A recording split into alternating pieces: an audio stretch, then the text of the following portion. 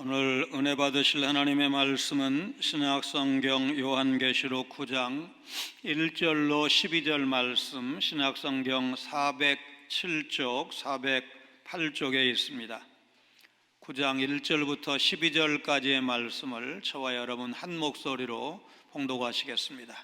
9장 1절 같이 읽습니다.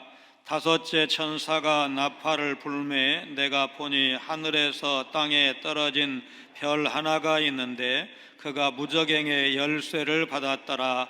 그가 무저갱을 여니 그 구멍에서 큰 화덕에 연기 같은 연기가 올라오매 해와 공기가 그 구멍의 연기로 말미암아 어두워지며 또 황충이 연기 가운데로부터 땅 위에 나오매 그들이 땅에 있는 전갈의 권세와 같은 권세를 받았더라. 그들에게 이르시되 땅에 풀이나 푸른 것이나 각종 수목은 해하지 말고 오직 이마에 하나님의 인침을 받지 아니한 사람들만 해하라 하시더라. 그러나 그들을 죽이지는 못하게 하시고 5달 동안 괴롭게만 하게 하시는데 그 괴롭게 함은 전갈이 사람을 쏠 때에 괴롭게 함과 같더라.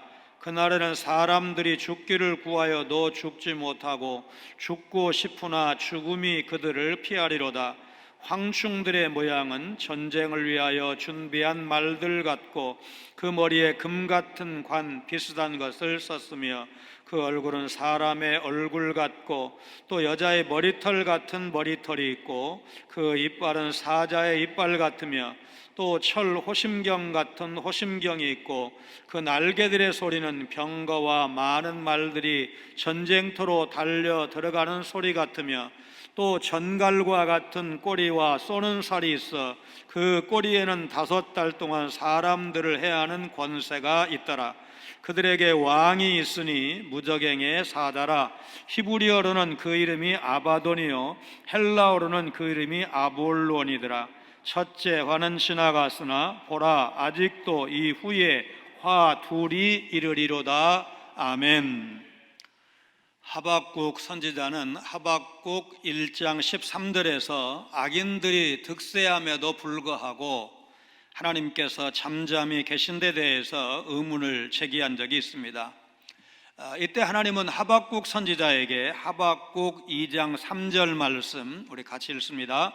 이 묵시는 정한 때가 있나니 그 종말이 속히 이르겠고 결코 거짓되지 아니하리라. 비록 더딜지라도 기다리라. 지체되지 않고 반드시 응하리라. 말씀을 하시면서 묵시로 악인들의 패망을 보여주셨습니다. 그래서 하박국 선지자는 하박국 3장 17절 18절 말씀 같이 읽습니다. 비록 무화과 나무가 무성하지 못하며 포도나무에 열매가 없으며 감람나무에 소출이 없으며 밭에 먹을 것이 없으며 우리의 양이 없으며 외양간에 소가 없을지라도 나는 여호와로 말미암아 즐거워하며 나의 구원의 하나님으로 말미암아 기뻐하리로다 노래하게 되었습니다. 우리도 하박국 선지자처럼 세상을 살아가면서 믿지 않는 사람이 잘 되고 믿는 사람이 고난당하고 잘 안 되는 그런 모습을 보면서 하나님께서 어떻게 다스려 가시는가 이해하는 것을 어려워할 때가 없지 않습니다. 요한계시록에 의하면 우리는 지금 하나님과 세상의 영적 전쟁 가운데 있습니다. 민수기 10장 9절에 의하면 나팔 소리는 전쟁의 시작을 의미하기에 천사들이 부는 7 나팔은 영적 전쟁이 진행되고 있음을 알려주는 역할을 한다고 할 것입니다. 그러나 이 영적 전쟁은 우리가 치르는 것이 아니라 하나님께서 주도하십니다. 이스라엘이 이집트에서 나올 때 전쟁에서 이겨가지고 나온 것이 아닙니다. 이스라엘은 가만히 있었습니다. 하나님께서 너희는 가만히 서서 여호와께서 오늘 너희를 위해서 역사하시는 것을 보라. 가만히 서서 보라가 핵심입니다. 하나님께서 다 하시고 이스라엘은 순종만 했습니다. 결과적으로 출애굽에 성공을 했습니다. 세상 사람들은 마귀의 시험 속에서 많은 고통을 당하며 살아가고 있습니다. 그런데 안타까운 사실은 사람들이 자기들이 지금 마귀의 손에 의해서 놀아나고 있다는 사실도 알지 못하면서 살아가고 있다는 사실입니다. 그러면 우리는 이런 상황에서 무엇을 생각을 해야 됩니까? 하나님은 마귀가 하나님의 인을 이마에 받은 성도들을 건드리지 못하도록 제한을 두십니다. 다섯째 나팔이 울리자 하늘에서 떨어진 별 하나가 열쇠를 받아 무저갱을 열어버립니다. 무저갱에서 연기와 함께 올라온 황충은 이마에 하나님의 인을 받지 않은 사람들에게 해를 끼친다. 이것이 1절에서 3절까지의 내용입니다. 다섯째 나팔 심판에서 여섯째, 일곱째 나팔 심판은 하나님의 큰 화라고 12절에 그렇게 표현이 되어 있습니다. 다섯째 천사가 나팔을 불 때 하늘에서 땅에 떨어진 별은 실제의 별을 의미하지 않습니다. 1절입니다. 다섯째 천사가 나팔을 불매 내가 보니 하늘에서 땅에 떨어진 별 하나가 있는데 그가 무저갱의 열쇠를 받았더라. 이 별은 무저갱의 열쇠를 받은 인격체, 곧 온천하를 꿰는 자 사탄을 묘사한 것입니다.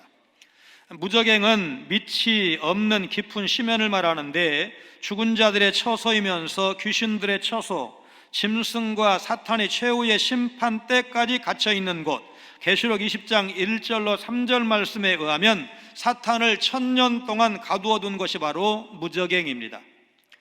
1절에서 떨어진이라고 번역된 헬라어는 시제를 보니까 현재 완료형입니다. 무슨 말이냐? 이 일은 미래의 일이 아니라 이미 무저갱의 열쇠를 받아 활동하고 있다는 그런 의미입니다.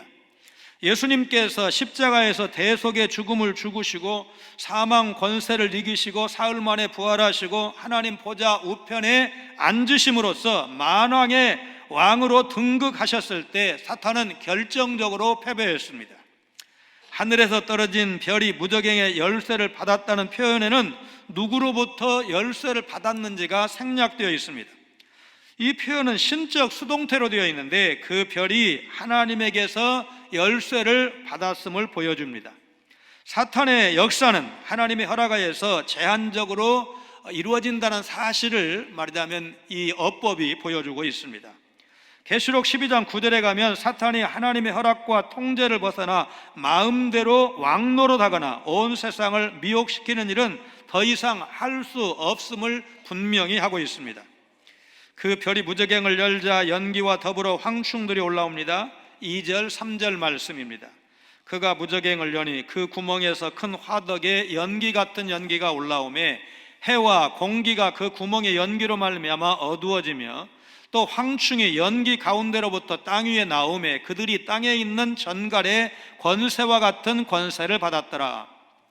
이 황충은 메뚜기의 일종으로 떼를 지어 날아다니는데 무저갱에서 올라온 마귀를 상징합니다.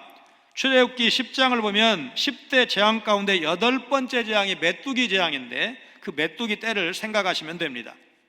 이들이 지나갈 때는 해가 가려져 어두워지고 지나간 자리에는 풀잎 하나 남지 않고 나무는 껍질까지 다 벗겨버릴 정도로 그 피해가 막심합니다.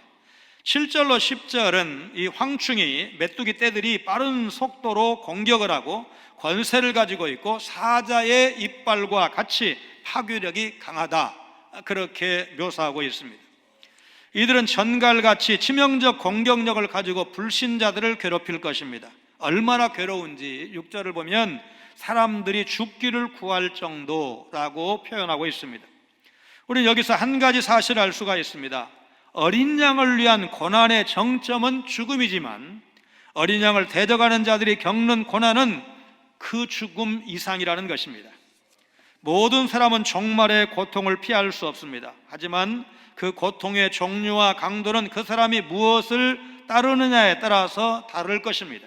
어린 양을 따를지 짐승을 따를지 그것은 우리의 선택에 달려 있습니다. 사실 황충 곧 마귀는 예수님의 지상사역 때 이미 하늘에서 쫓겨났다는 사실도 우리가 기억하고 있어야 합니다. 황충은 전갈의 권세를 가지고 있고 성경에서 전갈은 주로 악인에 대한 하나님의 심판이나 악한 세력과 관련되어 나타났다는 사실도 흥미로운 부분입니다.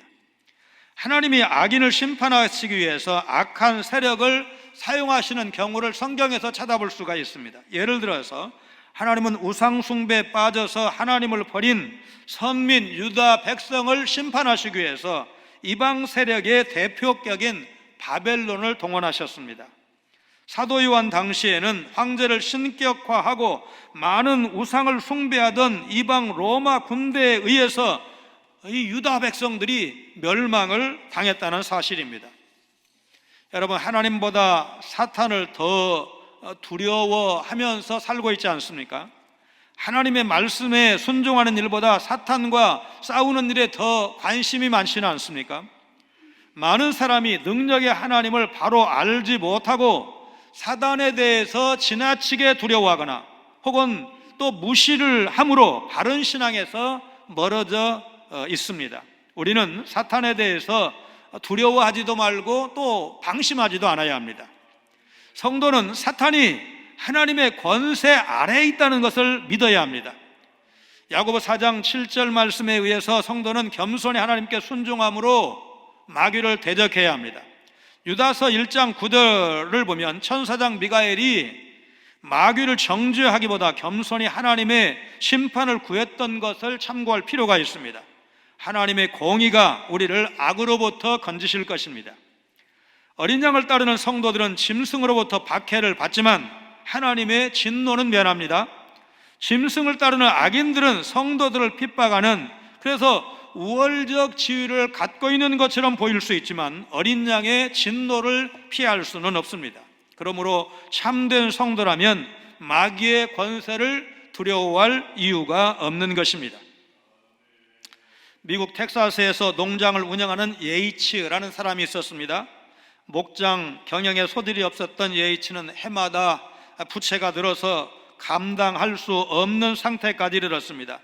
은행은 예이츠의 농장을 조금씩 압류했고 남아있는 땅은 집과 마당 그리고 약간의 목장이 있을 뿐이었습니다. 버는 돈마다 빚을 갚아서 생활도 정부 보조금으로 근근히 이어가던 예이츠에게 하루는 유전 개발 회사 관계자가 찾아와서 당신의 이제 목장에 유전 석유가 매장되어 있을 가능성이 높으니까 우리가 시추할 수 있도록 허락해달라 요청을 했습니다. 믿자야 본전이지 안 나와도 뭐 믿질 건 없지 이런 생각으로 시추에 동의를 했고 다행히 압류되지 않은 목장에서 유전이 터졌습니다. 예이츠의 이름을 따서 예이츠 풀로 불리는 이 유전은 하루에 8만 배럴의 석유를 생산했고 이로 인해서 예이츠는 하루에 1년이 아니고 하루에 수억 원씩 30년 동안 이제 수입을 계속해서 하루에 몇 억씩 버는 큰 부자가 되었습니다. 땅 밑에 엄청난 석유가 매장되어 있다는 사실을 몰랐기에 예이츠의 지금까지의 삶은 빚 갚는 데 급급한 그런 불행한 삶이었습니다.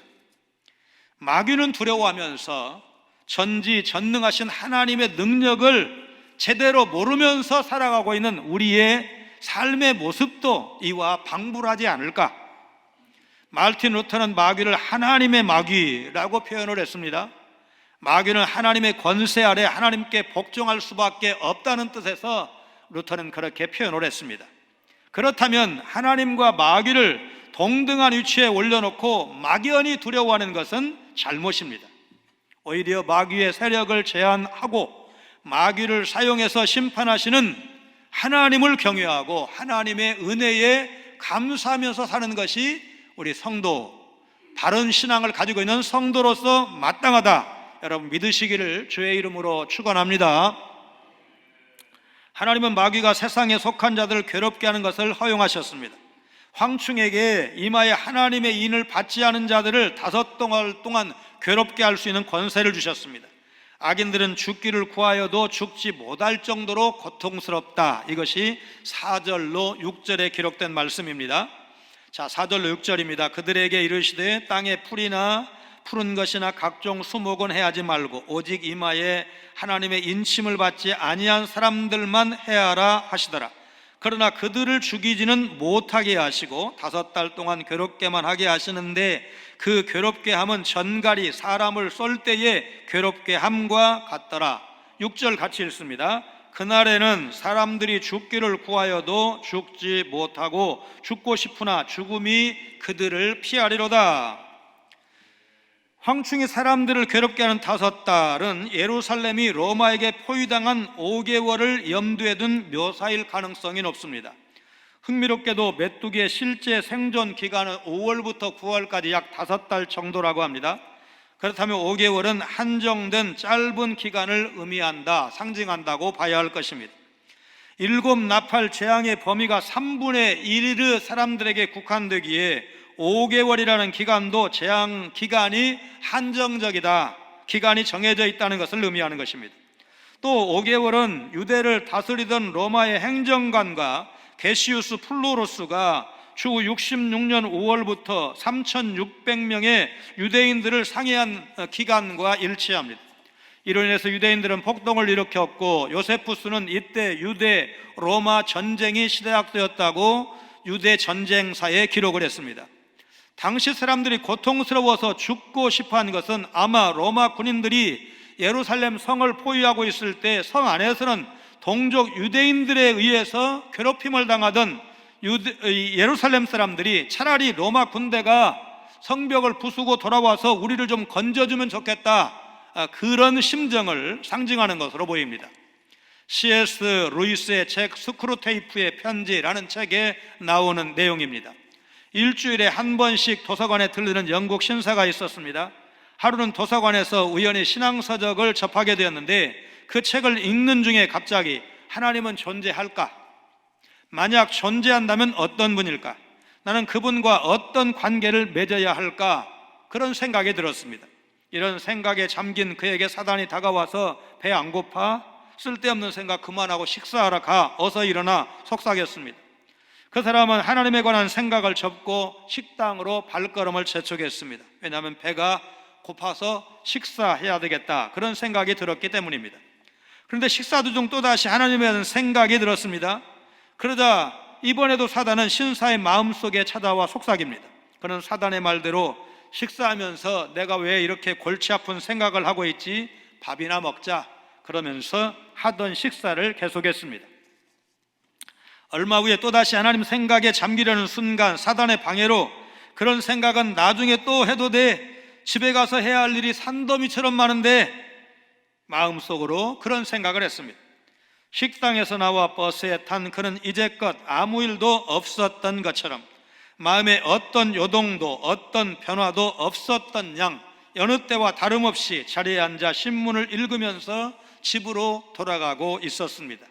이런 그를 회심의 미소를 띤 채 바라보고 있는 자가 있었으니 바로 사단이었습니다. 루이스는 앞서 소개한 스크루테이프 편지에 이렇게 썼습니다. 인간이 마귀에 대해 범하고 있는 2가지 오류가 있는데, 그것은 동일하면서도 정반대적인 측면을 갖고 있다. 한 가지는 마귀의 존재를 믿지 않는 것이다. 다른 한 가지는 마귀의 존재를 믿기는 하지만 마귀에 대해서 지나치고 불건전한 관심을 갖는 것이다. 마귀는 그 2가지 오류를 다 기뻐한다.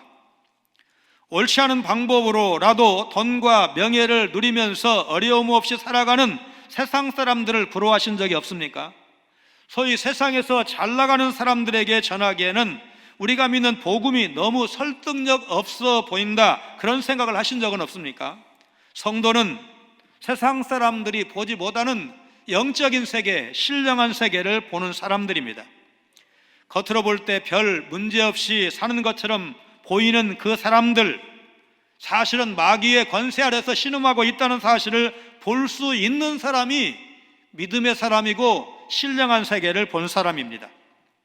세상 것은 헛되기에 높은 권세와 명예를 얻은 사람이라도 허무함으로 말미암아 잠을 제대로 이룰 수 없는 그런 인생이 사실입니다.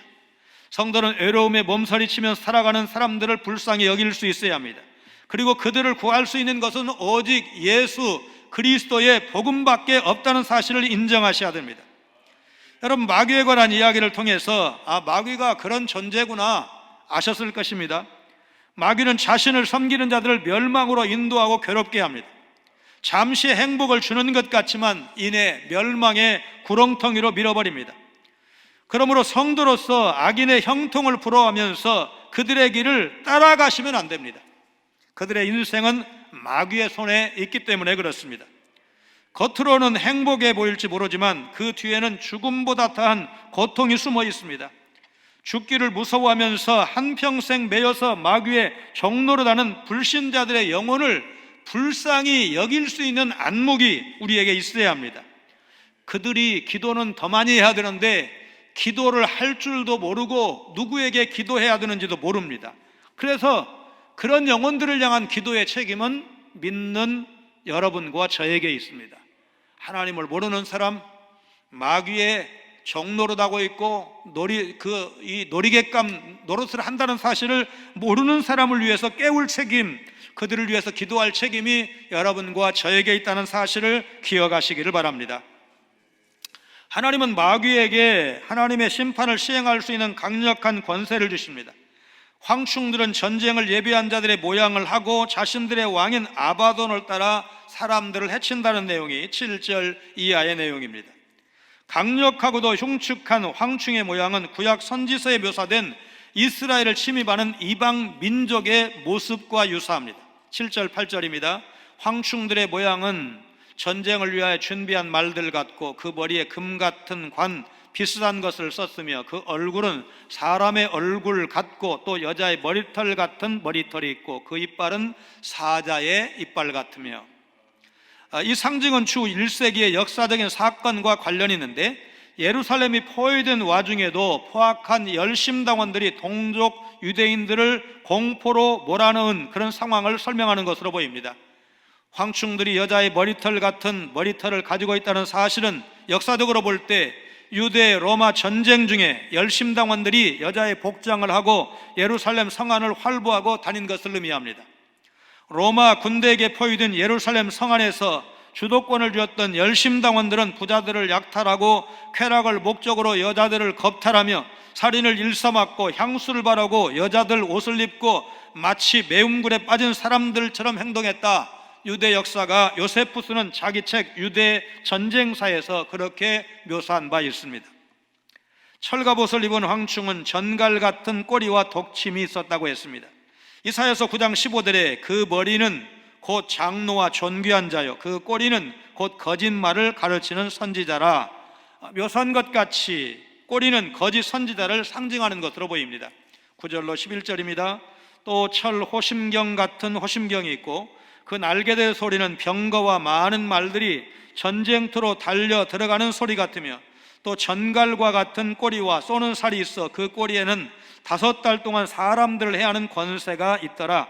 그들에게 왕이 있으니 무저갱의 사자라. 히브리어로는 그 이름이 아바돈이요 헬라어로는 그 이름이 아볼론이더라.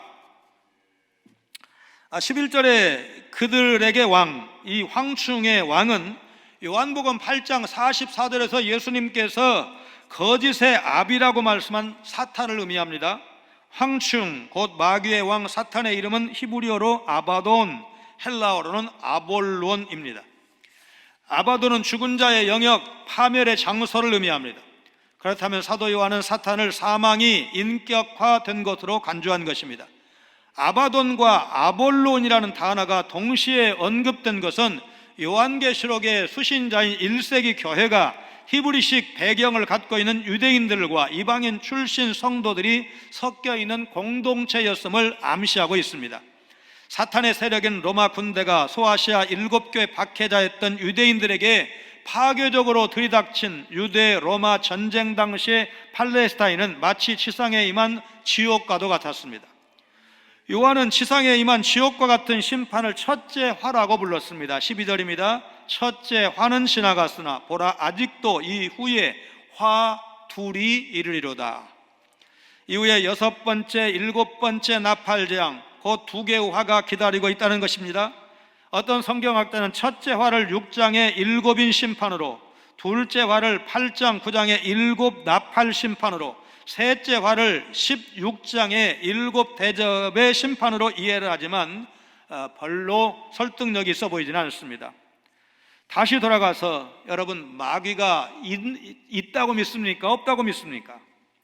많은 사람이 이 계명한 사회에, 과학이 이렇게 발달한 사회에 마귀는 무슨 마귀야, 귀신은 무슨 귀신이야, 그렇게 의심하면서 살아갑니다.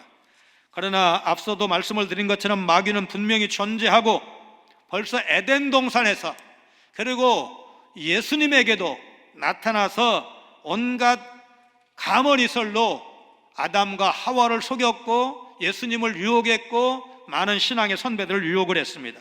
그리고 믿지 않는 자들을 결국은 멸망의 길로 이끌어가는 일을 하고 있습니다. 온갖 죄악과 욕망에 중독되어 살아가는 사람들을 어떻게 건져낼 수가 있을 것인가? 가정 불화와 이혼, 낙태, 따돌림, 폭력에서 벗어나게 할 완벽한 대책은 없는가? 오직 예수 그리스도에는 소망이 없다는 것이 우리 믿는 사람들의 고백입니다. 마귀의 권세에서 사람을 건져낼 유일한 방법은 먼 것 같지만 가정 폭력 문제를 해결하는 것, 실제로는 십자가 복음으로부터 시작이 됩니다. 이 시대에도 여전히 복음이 필요하다는 사실을 믿고 믿지 않는 이웃들에게 한 걸음 더 다가가서 복음을 전하시기를 바랍니다. 아니, 지금 우리 신앙 지켜가기도 어려운데요, 누구를 만나서 어떻게 전도합니까? 사실 지금 조심해야 될 때 맞지요? 찾아가는 것 환영하지 않지요? 만나는 거 어렵지요? 그런데 이미도 말하자면 미국 사람들, 우리보다 훨씬 더 이제 문 잘 안 열어주는 사람들, 개인의 이제 그 프라이버시를 존중하는 그 미국 사람들 풍토에서 뭐 두드려도 안 열어주니까 전화 전도대를 조직을 해가지고 이 사람들 이제 금요일 날 12시까지만 일하고 그때 다음부터 쉬니까 교회에 모여서 전화 전도대가 미리 말하자면 파악한 정보를 가지고 전화를 해서 그 사람들의 종교적인 배경, 가정 환경, 뭐 자녀들이 어느 정도 성장을 했는지, 말하자면 쉽게 표현하면 기도 제목이 무엇인지를 파악을 해가지고 거기에 맞는 전도를 해서 인구 5만의 도시에서 3만 명 교회가 되었다. 여러분, 그런 말씀 들려드린 적 있지 않습니까? 그러니까 바로 지금 이 시대에는 말하자면 전화라든지 뭐 카톡이라든지 문자라든지 끊임없이 그분에 대해서 이렇게 좀 접촉을 유지를 해서 영혼에 대한 관심을 끊임없이 불러일으키게 하고, 그 다음에 말하자면 기도해주고, 또 어떤 이제 반응이 오면 또 답변을 해주고, 이렇게 해서 그래도 이 시대에도 여전히 흔들리는, 괴로워하는, 말하자면 복음을 필요로 하는 영혼들이 있다는 사실을 생각을 하면서 그분들을 어떻게 하면 해방시킬 수가 있을까? 십자가 보혈의 능력 외에는 다른 방법이 없다는 사실을 여러분 믿으시기를 바랍니다. 황충들 곧 마귀는 조직적이고 강력하게 심판을 시행을 합니다. 이들에게 맞선다 해도 무기력하게 사로잡혀서 멸망으로 끌려갑니다. 아무도 이들의 진군을 막거나 피할 수 없는 것으로 오늘 본문은 묘사하고 있습니다. 그러나 믿는 우리는 기억해야 합니다. 예수 그리스도의 보혈이 마귀의 손에서 괴로워하는 사람들을 건져낼 수가 있습니다. 술과 도박과 미국 같으면 마약 같은 것에 중독되어 죽어가는 자들을 살리는 능력, 귀신 들린 자를 일으켜서 세우는 능력, 예수님께 있습니다. 그러므로 능력의 복음을 소유한 교회와 성도들은 믿지 않는 사람들을 외면해서는 안 됩니다. 복음의 칼을 들어서 마귀의 결박을 꺼내낼 수 있다는 사실을 여러분 믿으시기를 바랍니다. 아인슈타인 박사가 일본 도쿄에 갔을 때 임페리얼 호텔에 묵었는데 그때 있었던 일화입니다. 호텔 카페에 앉아서 조용히 이제 연구하고 있던 아인슈타인은 웨이터에게 미국에서처럼 약간의 팁을 건넸는데 종업원은 일본에서는 팁을 받는 것이 금지되어 있다면서 정중하게 거절했습니다. 그러자 아인슈타인은 탁자에 있던 메모지에 뜻이 있는 곳에 길이 있다라고 적은 뒤 사인을 했습니다. 그리고 종업원에게 팁 대신 쪽지를 주면서 이렇게 말합니다. 운이 좋으면 이 쪽지가 팁보다 훨씬 가치가 있을 수도 있습니다. 그리고 벨보이에게도 조용하고 소박한 삶은 불안에 쫓기는 성공한 삶보다 더 많은 행복을 가져다 준답니다. 적은 쪽지를 팁 대신 건넸습니다. 여러분, 이 아인슈타인 박사가 혈통적으로 유대인이라는 거 아시죠? 실제로 이스라엘이 독립을 선포했을 때 아인슈타인에게 초대 대통령을 맡아달라고 요청을 했고, 아인슈타인 박사는 대통령 할 사람은 많습니다. 나처럼 이론 물리학을 연구한 사람 많지 않으니까 나는 계속해서 물리학자로 남겠습니다. 이렇게 해서 사양했다는 이야기를 여러분도 아실 것입니다. 그러니까 이 일이 있은 뒤 약 90년쯤 지났을 때 예루살렘의 한 경매장에 문제의 쪽지가 나왔는데 얼마에 낙찰이 되었느냐? 16억 원에 낙찰이 되었습니다. 그러니까 누가 어디에다가 뭐라고 썼느냐, 이게 중요한 거예요. 이게. 예. 우리 옛날 선비들 중에는 부채에다가 그림 잘 그려주면 그냥 그 부채의 가치가 팍 올라가고 뭐 이런 얘기 우리가 역사에서 좀 들은 바가 있는데, 아인슈타인이 썼다는 것 때문에 그 메모지 한 장에, 여러분 호텔에서 쓰는 그 메모지 있잖아요. 거기에다가 뭐 무슨 그게 뭐 금박이 붙은 뭐 대단한 거 아니잖아요. 무슨 뭐 비싼 볼펜으로 썼기 때문에 값이 나가는 게 아니잖아요. 그 메모를 아인슈타인 박사가 했다는 거, 그것 때문에 유대인들이 야, 그거라면 내가 좀 소장하고 싶다, 그렇게 욕심을 낼 만한 일이 된 겁니다. 내 모습이 초라해 보여도, 능력이 없어 보여도 하나님께 맡기면 하나님은 가장 좋은 때에, 가장 적절한 곳에 나를 쓰실 수 있는 능력의 하나님이라는 사실입니다. 사도 바울이 내게 능력 주시는 자 안에서 내가 모든 것을 할 수 있느니라. 실제로 사도 바울이 여러분 얼마나 병약한 사람인가는 우리가 넉넉히 알잖아요. 내게 있는 육체의 가시를 제거해 주시옵소서 3번이나 간구했지만 내 은혜가 내게 족하도다. 그러니까 아파도 주의 일 할 수 있어, 내가 쓰는 거야, 그런 얘기 아닙니까? 약해도 주의 일을 할 수 있다. 약해도 주님의 일 크게 할 수 있다. 여러분 사도 바울이 받은 은혜입니다. 깨달은 은혜입니다. 중요한 것은 내가 능력 있는 게 중요한 것이 아니고 하나님 손에 붙들림 받았느냐 받지 못하느냐, 이것이 중요한 것입니다. 하나님이 앞서서 싸우시기에 우리는 영적 전투를 직접 하는 게 아니라고 했습니다. 이스라엘 백성이 구원받는데 전투를 통해서 싸움에서 바로의 군대를 이겼기 때문에 구원받은 것이 아니라고 했습니다. 그 싸움은 하나님께서 싸우신 싸움이었습니다. 오늘 우리의 싸움도 알고 보면 하나님이 절대로 나는 가만히 있을 테니까 너희들만 싸워, 그렇게 우리를 내버려 두지 않으십니다. 하나님이 앞장서 싸우십니다.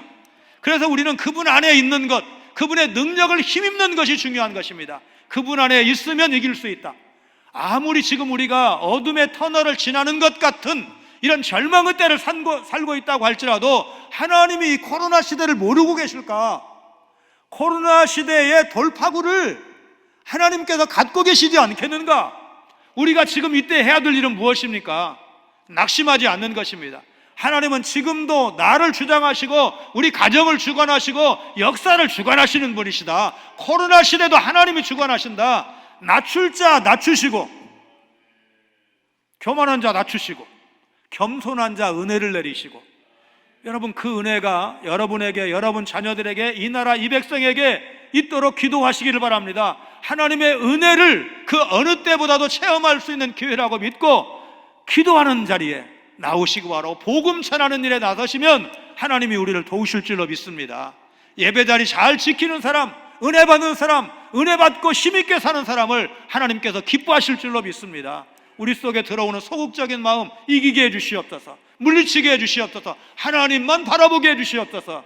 그리고 하나님께로부터 오는 때마다 도우시는 그분의 은혜와 능력을 체험하시는 여러분 모두가 되시기를 주님의 이름으로 축원합니다. 거룩하신 하나님, 사탄을 심판의 도구로 쓰시지만 하나님이 허락하지 않으시면 아무것도 할 수 없다는 말씀 감사를 드립니다.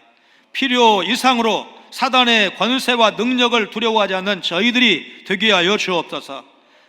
능력과 권능이 하나님을 바로 알게 하시고 사단에 대해서 지나치게 두려워하거나 또 사단을 무시해서 그 함정에 빠지지 않도록 하나님 저들에게 영적인 눈을 열어 주시옵소서. 사단이 믿지 않는 사람들을 힘들게 해도 그 능력이나 기간이 제한적이라는 사실을 기억하며 그들을 사단의 압제로부터 해방시킬 수 있는 것 복음밖에 없다는 사실을 믿고 남은 날 이 능력의 복음 전하는 일에 다시 한번 열심을 내는 저희들 모두가 되게 하여 주옵소서. 오늘 코로나를 비롯해서 우리가 안고 있는 삶의 문제를 해결할 수 있는 분 오직 예수님 한 분밖에 없다는 사실을 고백하며 주님을 바라보게 하시고 믿음의 길 걷기를 결심하는 우리 성광의 모든 식구들 다 되게 하여 주옵소서. 예수님 거룩하신 이름으로 간절히 기도하옵나이다. 아멘.